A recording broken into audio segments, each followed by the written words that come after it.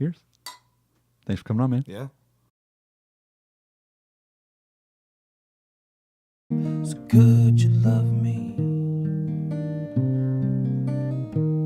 Could you dare to breathe? Could you let go of everything you've known?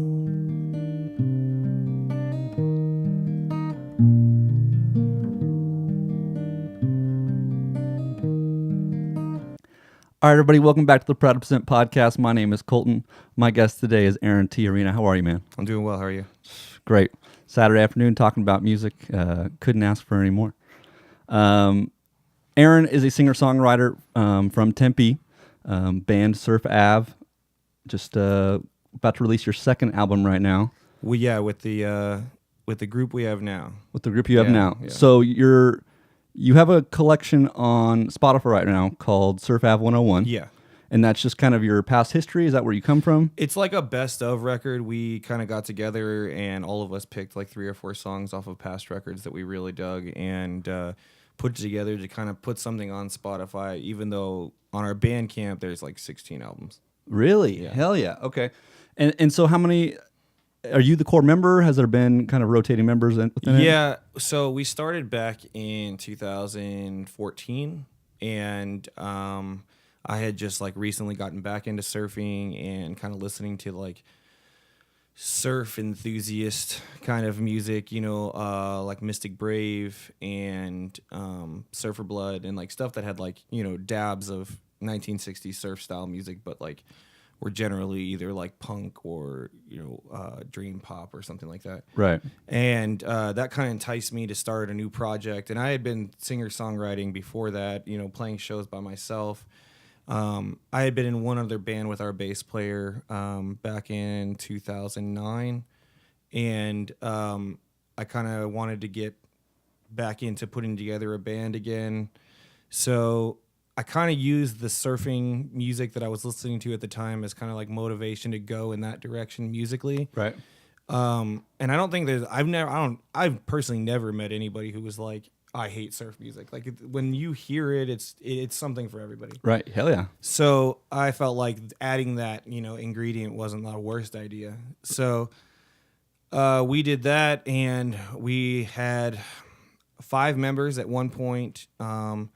I kind of came to those guys after our 3rd record and was like, we're kind of going towards like a jam band kind of feel, and I'm not really into that. So I'm going to basically take the name, the music we've made, and I'm going to go continue this project on my own. Right.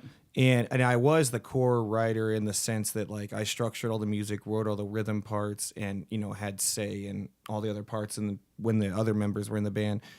But after I got rid of everybody, it was kind of interesting. It was my first time doing everything by myself until I could replace those members, which took me about 3 years to replace those members. But they all went and did other projects and stuff like that, and no hard feelings. But it was difficult because at that point I was writing the drum tracks, writing the bass lines, writing the leads, writing the rhythm, writing the lyrics, and singing. And booking all Not sleeping in the middle of that. Yeah, right. Well, and that was the funny thing too, is like I was working this job as a car detailer, and I was working like overnights. Damn. So I was like working overnights, recording in my house to like put out these records, and then like going back and doing the same thing. And I did that probably about 6 or 8 months. And in fact, I even wrote something in Yab Yum after Islands came out. They were like, wow, you've done like 5 records in 1 year. And it was just time killing, to be honest. It was more therapeutic than it was anything else. But with the core members we have now, we've been together for about 2 years. Nice. Well, and shout out to Matt, Chad, and Chris. We wish we could have you here. And next time we have you on, man, we'll get the whole band in. Yeah, we'll try to fit them all in here. So, hey, we're working on the band thing in here. We're getting it. So SURF AVE 101 is on Spotify, but you have a new album coming out. It's a concept album called Stories. Yeah. And that's out first week of July, correct? Yeah, July 6th is when it goes on Spotify. And you guys are obviously you're doing a tour around that, but is there a CD release show in Phoenix, or is that in San Diego that I saw? Okay, so it's kind of crazy with the way that we set up our tour. the show that we booked last was our tour kickoff show. So it's our tour kickoff / EP release. And the thing with Spotify is when you like put it up, it can take 24 hours or it can take a week. So basically You never really know. we're going to put it up as soon as we're finished, as soon as we get the masters back. And if it, we'll let you know. Right. You know? Hell yeah. Okay. Make sure to check out Surf Ave on Facebook. That's probably the best place to find you. You guys have a website Or too? Instagram. Instagram. We're, Hell yeah. We're a lot more active on our Instagram than anything else, to be honest. Stories and videos and link to our website. We have a website as well. It's musicfromsurf.com. Hell yeah. And are you guys recording this yourself, or did you guys go to a studio for this? We really wanted to go to a studio, but it really came down to, are we going to go on tour or are we going to drop a bunch of money on this record? Right. And our last record did pretty well, Unifying Ideas. That's on Spotify. That record, it was an EP with 5 tracks, and it did pretty well, even though we recorded that in Matt and Chad's kitchen with some microphones that we kind of stole off of like old karaoke machines and stuff like that. You know, we had it taped to the drum, and the overhangs were like just like 87s or whatever, like. That's hanging crazy. over It sounds great. Dude, honestly, it's all in mixing. And That's one of those things you get done. You're like, why do we spend money for this? I know. Yeah, right. That was on something in between. Our third record, we dropped like $7,000 or something crazy like that. And we were like, why did we pay this much money for this? So what is your writing process? I mean, you mentioned that your first originally it was just you and you kind of build all the parts. Where does it come in now? Do you guys write as a whole? Do you write kind of in a closet by yourself? Well, it's. I know that's how a lot of us are. I have right? a girlfriend, dude. There's no open closets, man. There's no closets where I can go hang Not out. allowed in there. No. But I think for this record, for every record is different. Right. For every record like, for example, Intentions for Intimacy, the second to last album that we did, it was a real process. Like, I had just gotten out of like a really long relationship. Like, I was moving around, staying on couches and stuff like that. And it seemed like a record was the best idea at the time. Right. And so I did a record, me and Matt, and we worked on it for a really long time. And that album was like probably out of all the Surf albums, the most therapeutic. Right. And because we added Chad, we decided to do Unifying Ideas, and then we did that EP to kind of introduce Chad as the new member, you know, not using a drum machine anymore, using organic drums. And when we did that, when we did Intentions, it was a real process. When we did Unifying, it was more of like a jam project. We kind of jammed out songs and then wrote around that. Right.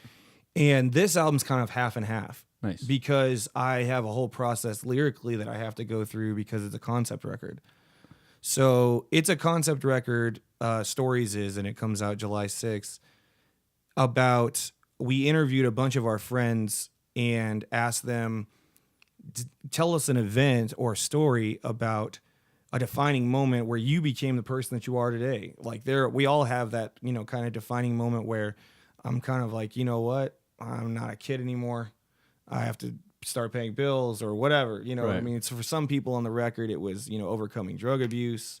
For other people on the record, it was breakups, you know. And it's very interesting to see, like, what are people's defining moments. Right. Like, you know, it's not always Garden State. You No, know what right. I mean? It's not always like this epic, you know, Frau's not going to bust out of the bushes and start playing keys and like Right. you get this epic moment. It's more like I'm sitting in my car and it's probably all alone and it's a very normal day. Yep.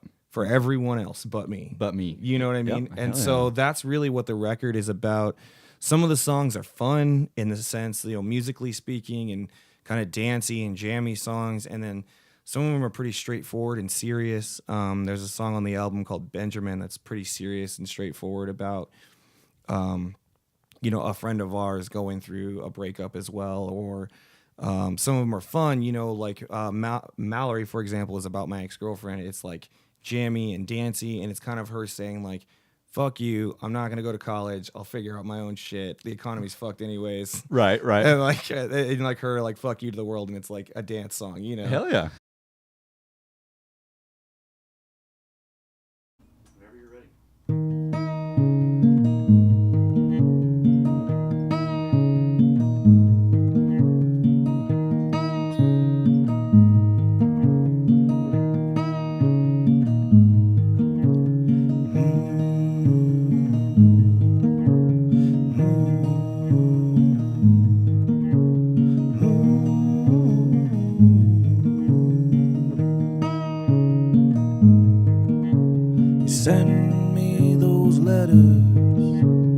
trying to change my heart. And I walk these roads, taking them too far.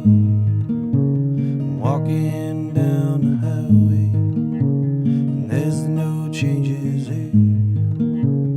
And I've always missed you so much I never saw clear. Said,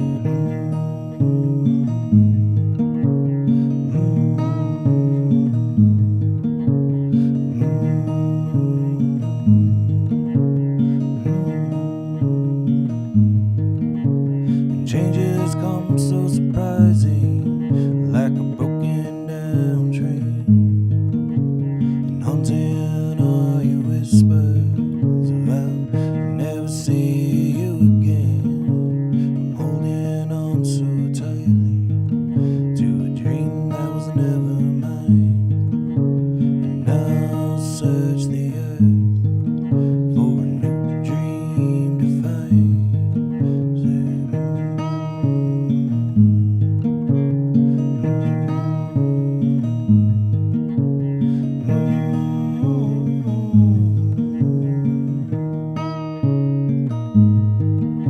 So come with me, oh come with me, come with me, oh come with me on down to the river. So come with me, oh come with me, come with me, oh come with me, and I'll be forgiven.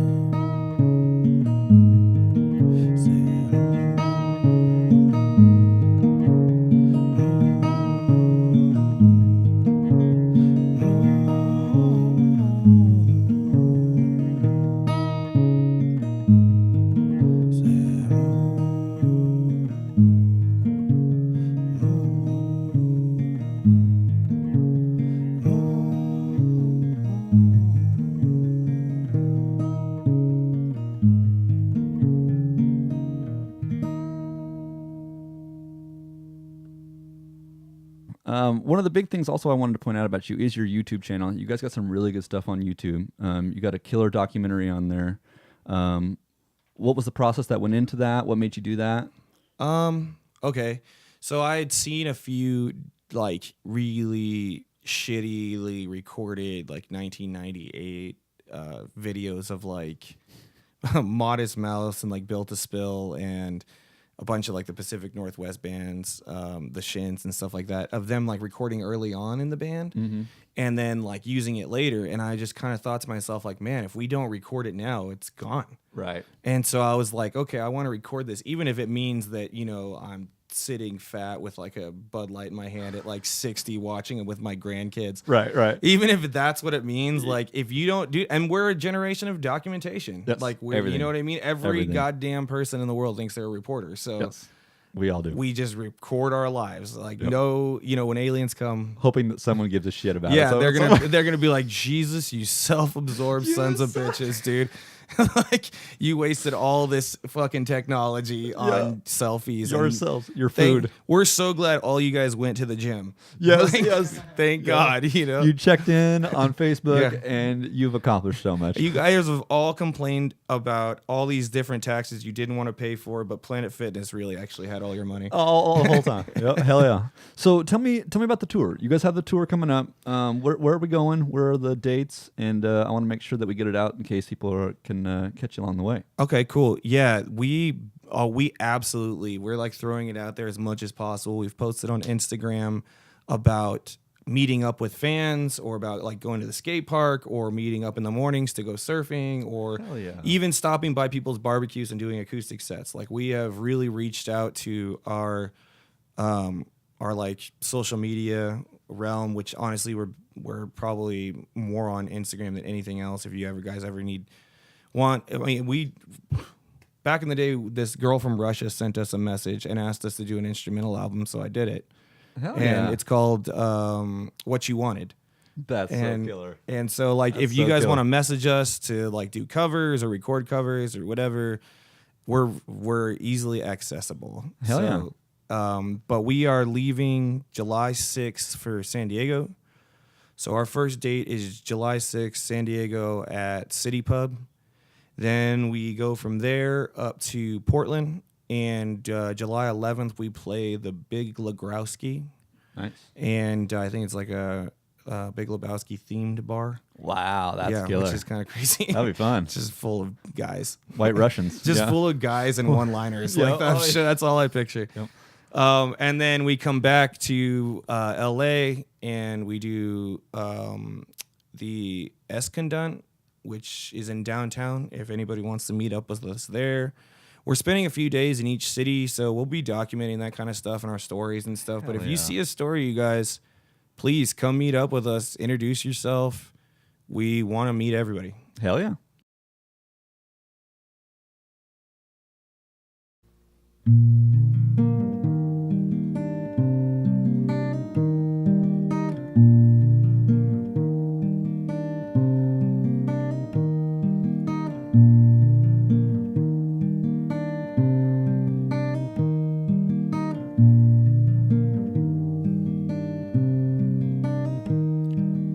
I'll reach deep to the center of me, where the fire burns, keeping my heart awake. And we begin to sink to the bottom of everything. We just repeat like we've learned nothing. So could you love me? Could you dare to breathe? Could you let go of everything you've known?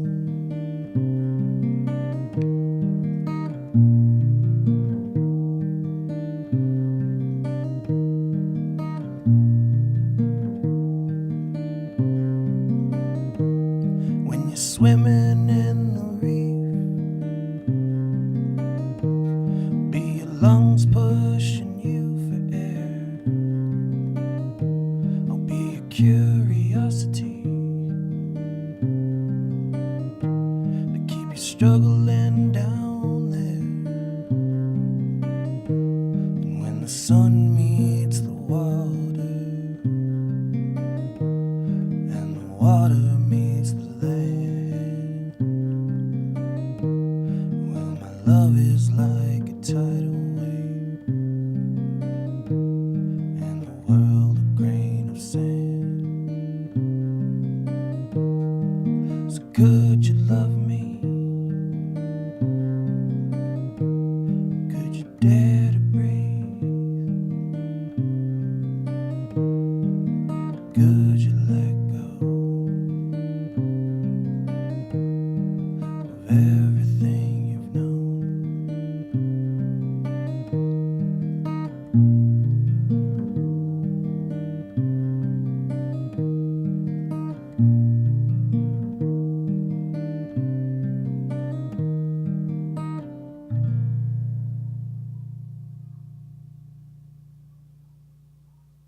Well, let's go into a little bit of a bonus round. All right, Okay. this is a little bit of fun stuff. We called it a speed round at first, but then we start laughing and have a conversation. And Right, We right. don't actually do that. So first of all, favorite dessert? You got something you like? Favorite dessert is, I'm going to plug them right now. Give it to Joe's Italian Ice, Broadway and McClintock. They kill it, man. I'm not going to lie. And it, obviously had some before I came.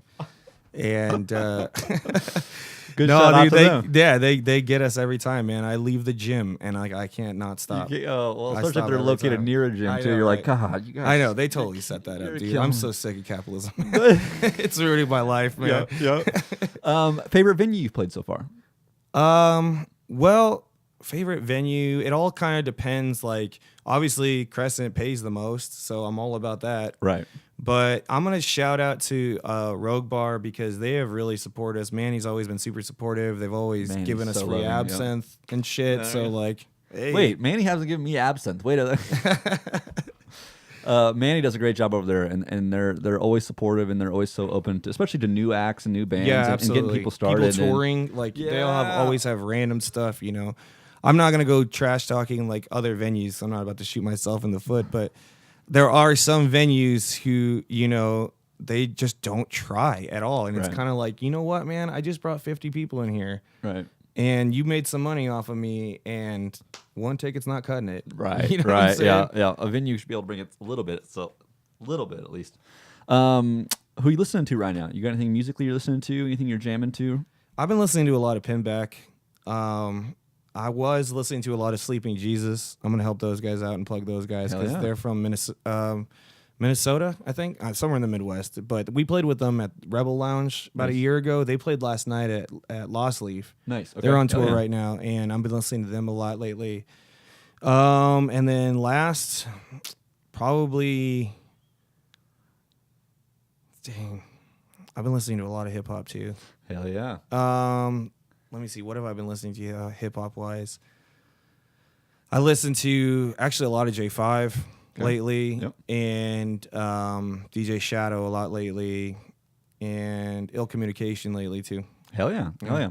And then TV shows or movies. You got anything you're watching? Anything? I'm watching Detour right now. Me and my girlfriend are getting stoned as shit and watching Detour, dude. Is it good? Dude, it's so funny, dude. Like the shit that happens to this family. First of all, I have no fucking clue how it's on TBS. Really? I have no, dude, content. Like they walk into strip clubs, they show girls dancing. Like it's not family oriented in any way. Even Don't though show there's your a children. family as the main characters, it's Right. not family oriented. That's so funny. And then I just rewatched for the third time Mad Men. I'm not gonna lie, dude. I'm like a Mad Men freak. Yeah. I love Mad Men. Mad Men got me into old fashions. Dude. I had to start I bought my own kit. I was like smashing my own sugar cubes. Like, muddling. yeah, every seriously. day. I got my little thing. My wife's like, "What happened?" I was like, "I watched an episode of Mad Men, and now I think I'm some It sort of always gentleman." reminds me of that episode of American Dad where he wants to have a cocktail ready for him every day when he comes home, but he's such a lightweight that every day he comes home and she like has a martini ready for him and he's like, "Thank you, honey," and he like drinks it and he just like falls on the ground like out. Over. Good night. And then he's like, "What happened?" She was like, "You can't handle drinking the second you get home." It's hilarious. That's so That funny. Mad Men, I broke this habit, but Okay. I used to have a drink every time I watched it. Oh shit. Well, Yeah, I know, and I found myself in a meeting in like 6 months. right. Exactly. Like, yeah, I'm an alcoholic. My problem is Mad Men. Either that, or you're like, I don't remember the end of the episodes. The first 20 minutes or so. Yeah, good, right. And then I don't know what happens. I have a after that. serious hangover. Joan still has huge tits, and I was terribly drunk Yep. last night. Hell yeah. Well, a few things in closing, y'all. As we say always, first of all, we have the Proud to Present podcast on Spotify. Throw a couple of Surf Ave songs on there, just a couple of songs I'm jamming to of Nice. yours. As the new album comes out, we'll throw a couple on from there as well. Surf Ave, you guys can check them out wherever you get your music. You guys are just about Everything, yeah. iTunes, Spotify, Bandcamp, wherever. Hell yeah. Make sure you please check them out. If you're jamming to them, give them a shout out. We've had a couple really awesome people reach out to artists that they really enjoyed their podcasts as well as their music. And we really appreciate that. Also a shout out to all of our actual podcast listeners. I know we do a lot with YouTube, but it's crazy the amount of support that we've had on the actual podcast app. Whether it's Podbean or Apple Podcasts, I don't really know what Google phones do for podcasts. I probably should know that. But it's on there, whatever that is.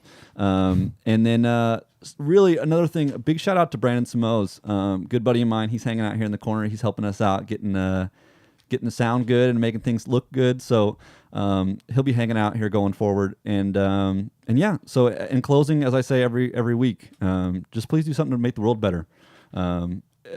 We're all fighting, we're all arguing, we all have our own goals, but in the end, we're all human and we're all on the same team. And yeah, so see you next week, and thanks.